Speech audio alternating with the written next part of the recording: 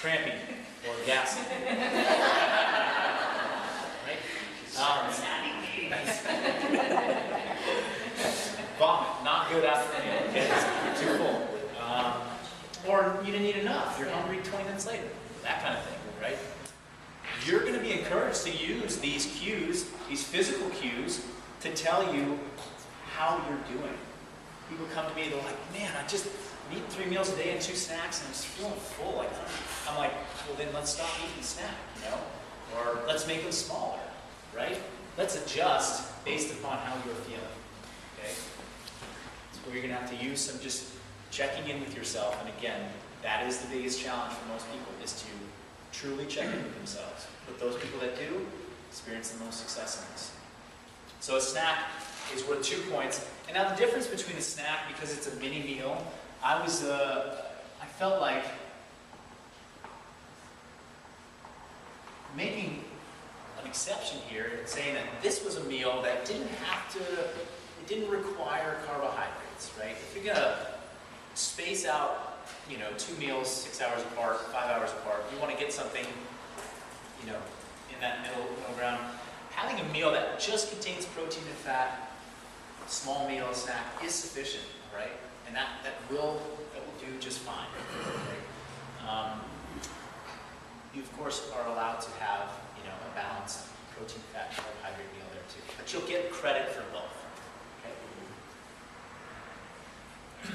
And the reason being, again, particularly with people's snacks, they tend to reach for, hey, I just grabbed a banana on the go. That was my snack.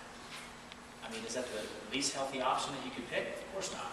Grabbing a banana, a piece of fruit, sounds great, it sounds healthy.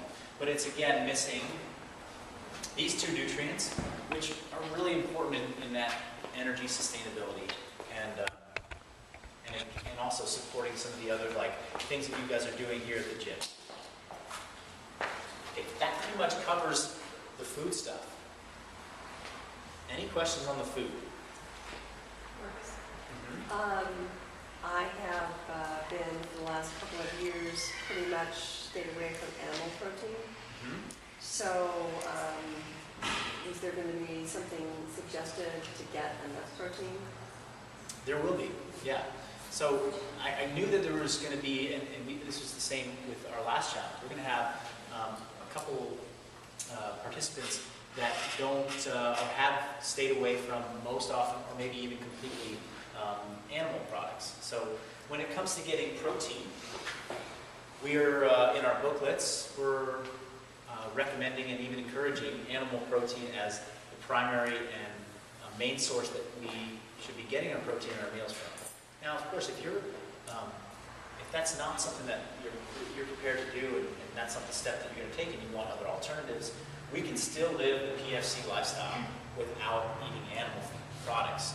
Okay, and I'm not here to have the discussion as to whether that's better or worse or the same, but there are definitely going to be ways to do that. So I'm going to encourage people that are in that group to contact me directly, and we're going to set up some kind of best case scenario. What are your ideal options? For some people, they're doing no animal products. Other people, hey, they'll have some eggs. Other people, they're okay with dairy. So we'll see what that looks like. Okay. Movement. This one's pretty straightforward. We want you guys coming to class, or doing CrossFit, or doing measurable fitness. Okay.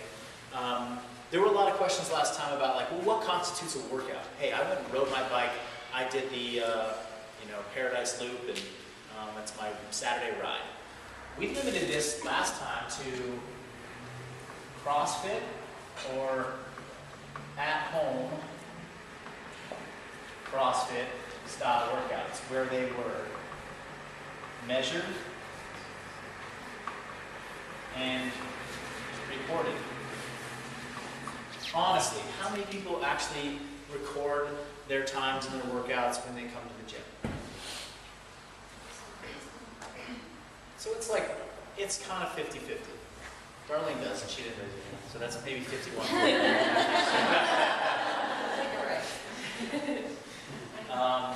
I lost her at PFC.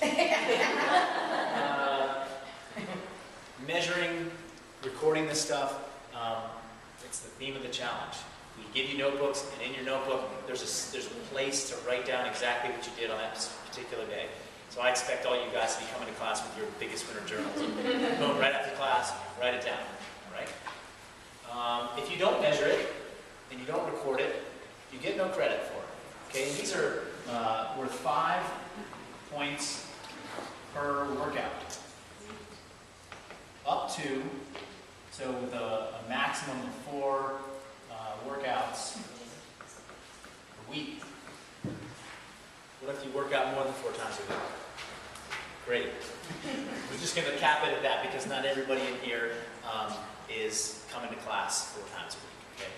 Now, if you're coming to class 2 times a week and you're looking to get yourself, some more points, right? It's all about points. Then you can do these out-of-town workouts, and if you're not familiar with what those are, on our website, every day on our blog, TJ puts up a version of the Daily WOD that's accessible to somebody who doesn't have a pull-up rig and a kettlebell and barbells, right? It's something that you can do at home, bodyweight stuff. You'll get very, very tired of doing burpees if you do a lot of these. Any questions on that? The points work the same, you said? 5 points per workout, up to 4, so 20 points a week. What happens if you do 0 workouts in a week? Do you think that's optimal? Does that sound like an offense? That gets you minus 10 points, okay? Oh. So minus 10 points.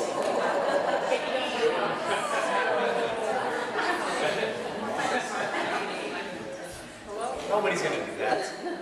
Just do 100 sit-ups for time, okay? If you're really struggling, if it's been a bad week, just move a little bit, right? Movement, I can't tell you how many times I've heard this from clients.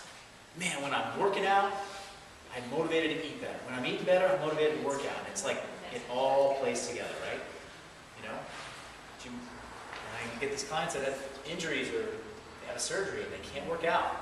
And it challenges them in this department. And I've been there, and I totally understand. So, trust me, doing this stuff each week is only going to encourage better habits here, and this is going to encourage this. So, they all work together.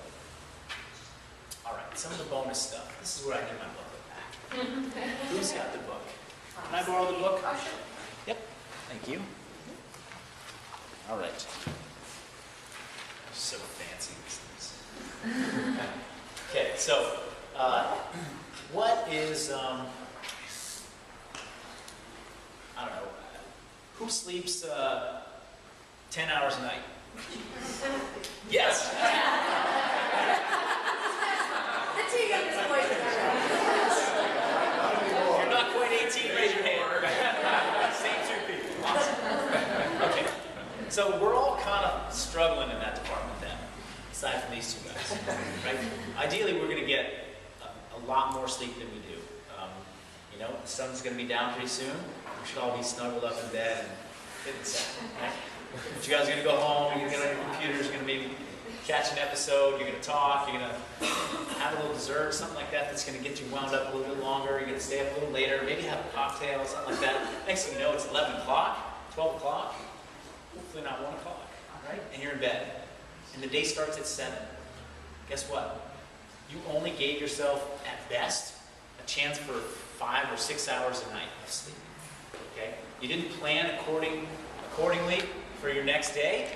You were so in love with that day that you were just living that you wanted to milk the most out of it. You said, screw tomorrow. Today is today. Okay? And that's just the mentality a lot of people have. And once you lose an hour of sleep one night, and then you lose an hour of sleep the next night, and then it's every night you lose an hour of sleep, you get to the end of the week, and it's like you skipped a night of sleep. You skipped an entire night of sleep. It's like pulling one all-nighter a week. And if anybody's pulled an all-nighter, maybe most of you guys have. I did like 1 or 2, and 1 maybe in college. Horrible. You're like, fun. I was going to say. This guy's not real. He's DNA. Yeah. I can't emphasize sleep enough. So sleep is number 1 in the bonus category. Okay? And if I had to prioritize what's going to get you guys the most bang for the buck,